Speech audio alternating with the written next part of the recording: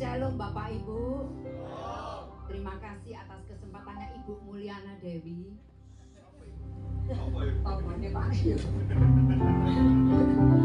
Karena kemarin kita adalah pencurahan Roh Kudus, jadi tema saya pada hari ini adalah tawanan Roh Kudus.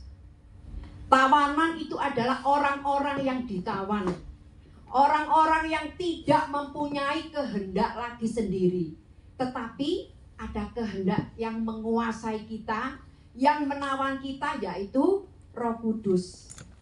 Jadi tawanan Roh Kudus kita sudah tidak bisa semau gue, tetapi ada Roh Allah, Roh Kudus, Roh kebenaran yang menguasai hidup kita, sehingga hidup kita bukan aku lagi, tetapi Kristus yang hidup di dalamku.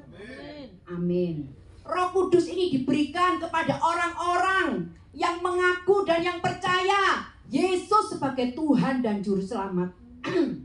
Roh Kudus ini juga diberikan kepada orang-orang yang mengaku dengan mulutnya Yesus adalah Tuhan dan Juru Selamat.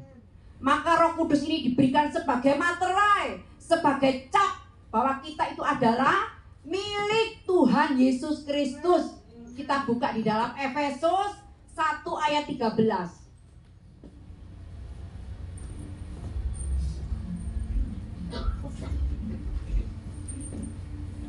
Di dalam Dia kamu juga, karena kamu telah mendengar firman kebenaran, yaitu Injil keselamatanmu. Di dalam Dia kamu juga, ketika kamu percaya, dimeteraikan dengan Roh Kudus yang dijanjikannya itu. Jadi Roh Kudus dijanjikan diberikan kepada orang-orang yang mengaku dan percaya Yesus sebagai Tuhan dan Juru Selamat. Sejak saat itu hidup kita bukan kita sendiri, tetapi kita ditawan Roh Kudus, Bapak Ibu. Dan kalau kita itu untuk tahu apakah betul kita itu ditawan Roh Kudus, biar tahu ya, apakah betul kita itu anak Allah.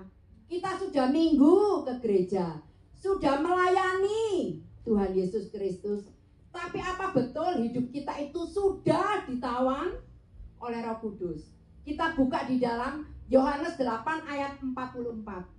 Apakah betul? Jadi kita biar tahu ya, apakah betul hidup kita itu ditawan Roh Kudus? Atau apakah betul kita itu ditawan musuhnya Roh Kudus? Musuhnya Roh Kudus adalah iblis, roh setan. Mungkin Pak bisa membacakan, Pak Paulus. Yohanes 8 ayat 44. Ya. Iblislah yang menjadi bapamu, dan kamu ingin melakukan keinginan-keinginan bapamu. Ia adalah pembunuh manusia sejak semula dan tidak hidup dalam kebenaran, sebab di dalam dia tidak ada kebenaran. Apabila ia berkata dusta, ia berkata atas kehendaknya sendiri, sebab ia adalah pendusta dan bapa segala dusta. Jadi ada anak-anak Allah, ada anak-anak kuasa kegelapan. Disinilah bapakmu pendusta, bapak segala dusta. Untuk kita tahu, kita ini sebenarnya milik siapa? Kita ini milik Tuhan, Tuhan Yesus Kristus, Raja di atas segala alam semesta. Atau kita ini miliknya setan, kuasa kegelapan. Kita bisa tahu setelah kita melihat dari buahnya, buah kehidupan kita sehari-hari, buah kehidupan kita di tengah masyarakat. Apakah kita ini berbuah yang manis? Apakah buah ini kita manis dan yang merasakan buah ini bukan pohon, tetapi yang merasakan buah itu manis itu adalah orang lain yang merasakan buah itu manis. Dan yang merasakan buah itu pahit juga bukan kita sendiri, bukan pohonnya. Tetapi yang merasakan buah itu pahit itu adalah orang lain, Bapak Ibu. Kita buka di dalam buah-buah yang manis itu. Apakah kita sudah memberikan serupa dengan kehidupan Yesus Kristus sehingga kita berbuah yang manis? Di dalam Galatia 5 ayat 22. Maaf ya, banyak membaca firman Tuhan. Karena memang dasar kehidupan kita itu adalah firman Tuhan. Ya. Mari Pak Paulus. Galatia 5 ayat 22 sampai 23. Galatia 5 ayat 22. Tetapi Iya. buah roh ialah kasih, sukacita, damai sejahtera, kesabaran, kemurahan, kebaikan, dan kesetiaan. Kelemah lembutan, penguasaan diri. Tidak ada hukum yang menentang hal-hal itu. Ini buah-buah dari hasil dari Roh Kudus, hasil dari tawanan Roh Kudus. Dimanapun berada kita membawa sukacita, dimanapun berada kita membawa damai sejahtera. Tetapi kalau kita tawanan Bapak kita adalah roh setan. Di dalam Yohanes 8 ayat 44, coba dibuka di dalam Galatia 5 ayat 19. Ini adalah buah-buah dari Yohanes 8 ayat 44.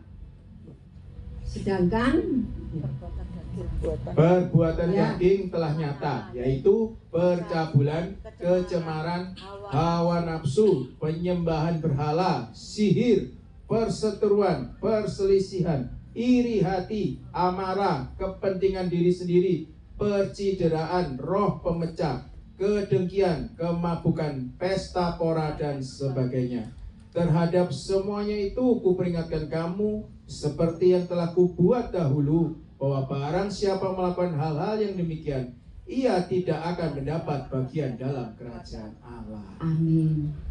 Jadi Bapak Ibu kita sudah tahu saudara-saudara, apakah kita ini berbuah-buah yang manis ataukah kehidupan kita ini berbuah-buah yang pahit? Kita sendiri yang tahu Bapak Ibu. Jangan sampai kita sudah melayani dari minggu sampai minggu lagi, dari pagi sampai malam. Kita berpuasa, kita melakukan yang baik-baik dan yang benar Bapak Ibu. Tetapi jangan sampai Tuhan Yesus mengatakan engkau durjana. Jangan sampai Tuhan Yesus mengatakan engkau keji. Bapak Ibu, waduh Tuhan saya gini. Tuhan saya tidak mau Tuhan dikatakan Tuhan keji. Saya tidak mau dikatakan Tuhan durjana. Karena kita tahu firman Tuhan dan kebenarannya. Tetapi kita tidak bisa melakukan firman Tuhan. Kita sudah tahu setiap minggu sampai ada doa warrior dan semuanya itu firman Tuhan itu. Tetapi kita tidak bisa melakukan firman Tuhan Bapak Ibu. Sehingga Tuhan Yesus mengatakan di dalam Titus 1 ayat 16, engkau keji, engkau durhaka Bapak Ibu. Coba bisa dibaca Titus 1 ayat 16. Ya, Titus 1 ayat 16. Titus 1 ayat 16. Mereka mengaku mengenal Allah, tetapi dengan perbuatan mereka menyangkal Dia. Mereka keji dan durhana dan tidak sanggup berbuat sesuatu yang baik. Mereka dikatakan keji. Loh Tuhan, aku ini sampai tidur gereja. Tetapi Tuhan mengatakan engkau keji. Tuhan, aku ini loh Tuhan sampai tinggal keluarga loh Tuhan. Untuk melayanimu, engkau durjana. Jangan sampai saudara-saudara. Karena tujuan kita itu semuanya adalah hidup yang kekal. Amen. Jangan sampai dengan kehidupan kita ini kita ditolak Tuhan. Siapa engkau? Enyah kamu membuat kejahatan.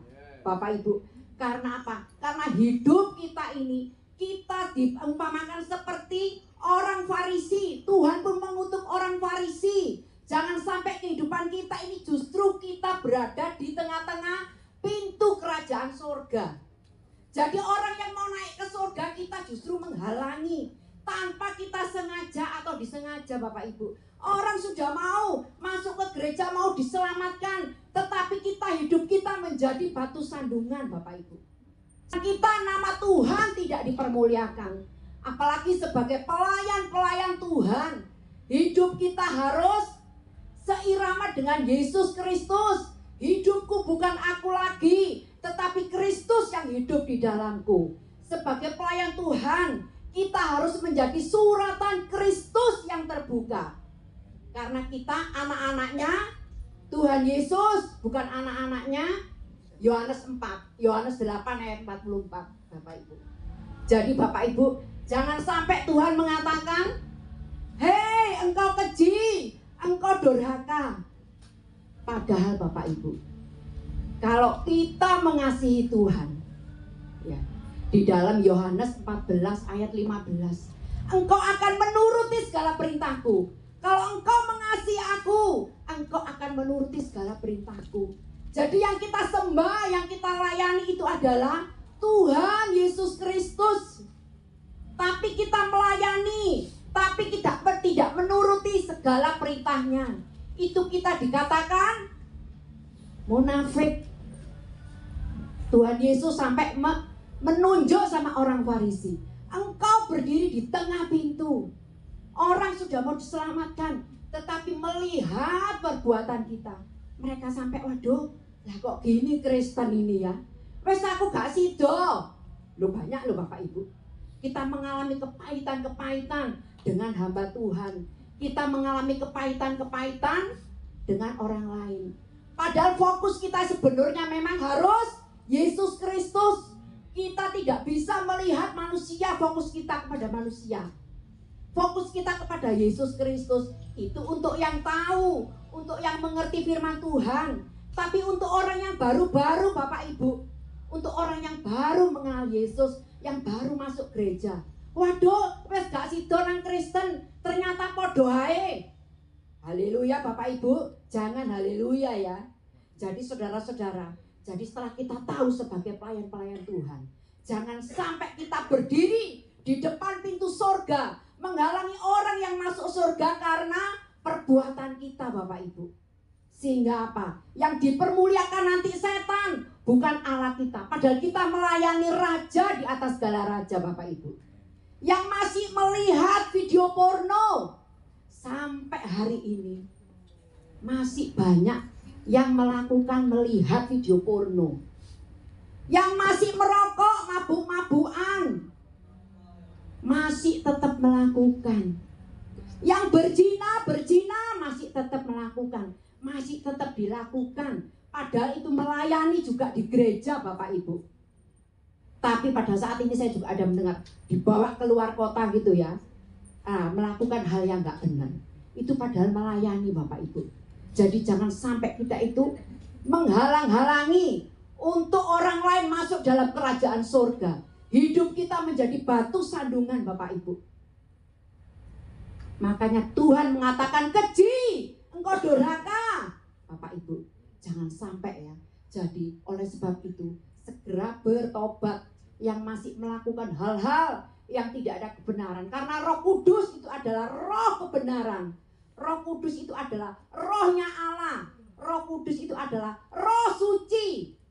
Tidak mungkin roh suci bercampur dengan roh setan. Abu-abu. Engkau akan dimuntahkan Bapak Ibu. Karena di dalam Yakobus 4 ayat 4, perkara duniawi yang masih menyenangi perkara duniawi itu akan menjadi musuh Allah Bapak Ibu. Kalau kita masih kedagingan kita ini masih kita pelihara Bapak Ibu. Padahal kita harus membakar kedagingan kita ini dengan roh Allah Bapak Ibu setiap hari, sehingga kita menjadi mempelai Kristus. Mempelai Kristus itu adalah orang-orang yang dewasa. Mempelai Kristus itu bukan anak-anak Bapak Ibu. Kalau anak-anak itu tidak akan jadi mempelai. Ngerokok, boleh nggak ngerokok ya? Masih ditanyain. Boleh nggak ngerokok di Alkitab ini tidak ada rokok loh. Itu pertanyaan anak-anak. Boleh nggak ya mabuk-mabuk ya? Di Alkitab ini ada loh, ada perjamuan loh. Perjamuan. Jadi mengambil sela-selanya Alkitab untuk memutarbalikkan, untuk kehidupan kita ini sama dengan hal-hal duniawi Bapak Ibu. Padahal mempelai Kristus itu adalah orang yang sudah dewasa, orang yang sudah tahu, oh ini yang disenangi Tuhan. Jadi kita tidak usah mempertanyakan lagi boleh dan tidak boleh. Itu untuk anak-anak Bapak Ibu. Masih lama. Puji Tuhan. Haleluya, puji Tuhan. Jadi Bapak Ibu, jangan seperti apa? Makam itu loh Bapak Ibu, yang dilabur putih dalam atasnya itu. Tetapi dalamnya penuh dengan kerangka, busuk. Orang lain tidak tahu, yang tahu Tuhan. Tetapi untuk ini zaman anugerah. Zaman anugerah ini kita masih ditunggu. Ditunggu mau diampuni, ini anak-anakku masih ditunggu. Kalau zaman dulu Bapak Ibu langsung mati loh. Kayak Anania dan Safira itu bohongin Roh Kudus, bohongin Allah langsung mati. Ini zaman kasih karunia Bapak Ibu. Jadi kita ditunggu. Tapi sampai kapan? Sampai kapan kita ditunggu? Apakah kita nanti menunggu aja kalau mau mati? Loh, kita tidak tahu loh matinya kapan. Apakah nanti malam atau besok? Terserah Tuhan. Yang penting kita sudah siap. Kalau misalnya matinya umur 90, seperti mamanya Pak Yo, ya. Kalau umur 90, tapi itu tuh kan tidak tahu ya Bapak Ibu. Coba lihat di Kembang Kuning, coba lihat di Sukolilo, ada yang bayi, ada yang umurnya 10 tahun. Itu Tuhan sendiri yang tahu apa yang terbaik buat kita. Asalkan kita bertobat, hidup 180 derajat. Jangan 360 derajat kita kembali lagi, tapi 360 derajat balik meneng Bapak Ibu. Tetapi 180 derajat Bapak Ibu. Sehingga kita meninggalkan kehidupan yang lama, kita menuju kehidupan yang baru. Seperti temanya Kak Gentol ini, mengalami transformasi.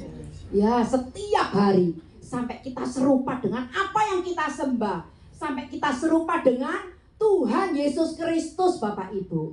Kalau kita mau setia kepada Tuhan, kalau kita mau masuk di dalam medan peperangan, kita harus melakukan perintah Tuhan. Itu kalau kita melakukan perintah Tuhan, berarti kita itu masuk di dalam medan pertempuran. Yang pasti kita menjadi target iblis, target setan. Karena kita masuk di dalam medan pertempuran, kita menjadi terang, kita menjadi pelaku firman Tuhan. Bagaimana iblis itu memadamkan api-api ini? Kita ini bintang-bintangnya Tuhan, mau dipadamkan. Tidak apa-apa, kita masuk di dalam medan pertempuran Bapak Ibu. Jangan sampai kita hanya pelayan-pelayan Tuhan menjadi penonton. Kita di luar medan pertempuran, kita hanya nonton saja. Kita tidak menjadi pelaku Bapak Ibu. Padahal Bapak Ibu, penonton tidak bisa masuk dalam kerajaan surga. Hanya pelaku-pelaku firman Tuhan, hanya orang yang mengasihi Tuhan, itu yang bisa masuk di dalam kerajaan surga. Di dalam 1 Petrus, kuduslah kamu sebab aku kudus. Tidak ada orang yang kotor hatinya, tangannya kotor, yang dekat, yang bisa menuju ke gunung-gunungnya Tuhan. Tidak ada orang yang bisa hatinya busuk naik ke gunung-gunungnya Tuhan. Di dalam kitab Mazmur. Tetapi orang-orang yang bersih hatinya, itu yang bisa sampai kepada Tuhan. Itu yang bisa menyenangkan hati Tuhan. Biarlah pelayan-pelayan di tempat ini, kita masuk di dalam medan pertempuran, kita ditawan Roh Kudus, sehingga hidupku bukan aku lagi, tetapi Kristus yang hidup di dalamku. Aku hidupku serupa dengan Kristus, suratan Kristus yang terbuka, karena Yesus yang aku sembah, Tuhan Yesus Kristus yang aku sembah. Aku tidak menyembah Yohanes 8 ayat 44. Setan tidak aku sembah, setan tidak aku layani, tetapi hanya Yesus Kristus. Pelayan-pelayan Tuhan. Ayat terakhir di dalam Yohanes 12 ayat 26. Ini loh Bapak Ibu, kita pelayan-pelayan Tuhan. Pelayan-pelayan Tuhan SBC 3 yang luar biasa, dahsyat. Semuanya kita baca. Yuk kita baca sama-sama ya. 1, 2, 3. Barang siapa melayani aku, ia harus mengikut aku. Dan di mana aku berada, di situ pun pelayanku akan berada. Barang siapa melayani aku, ia akan dihormati Bapa. Puji Tuhan. Barang siapa melayani Tuhan Yesus Kristus, berarti saudara-saudara dan saya itu mengasihi Tuhan Yesus Kristus. Kita mematikan kedagingan kita setiap hari sampai hidup kita serupa dengan Kristus. Ini loh Bapak Ibu, barang siapa melayani aku. Ini melayani tidak gampang. Mematikan kedagingan kita Bapak Ibu, tidak gampang ini Bapak Ibu. Tetapi dengan pertolongan Roh Kudus kita akan dimampukan. Karena Tuhan tahu kekuatan kita. Kita dari debu, kita tidak akan mampu kalau tidak ada Roh Kudus. Makanya Tuhan mengatakan, aku tidak akan meninggalkan engkau sendiri. Makanya ada pencurahan Roh Kudus Bapak Ibu. Karena Tuhan tahu kita dari debu, nggak ada kekuatannya, lemah Bapak Ibu. Makanya ini loh, Tuhan akan, ia mengikut aku dan di mana aku berada, di situ pelayanku berada. Jadi Bapak Ibu, kita semuanya akan menjadi pelayan-pelayan Yesus Kristus. Kita akan di surga bertemu dengan Bapak kita Yesus Kristus yang kita layani saat ini, yang kita sembah saat ini. Terima kasih. Mari Pak Ibu.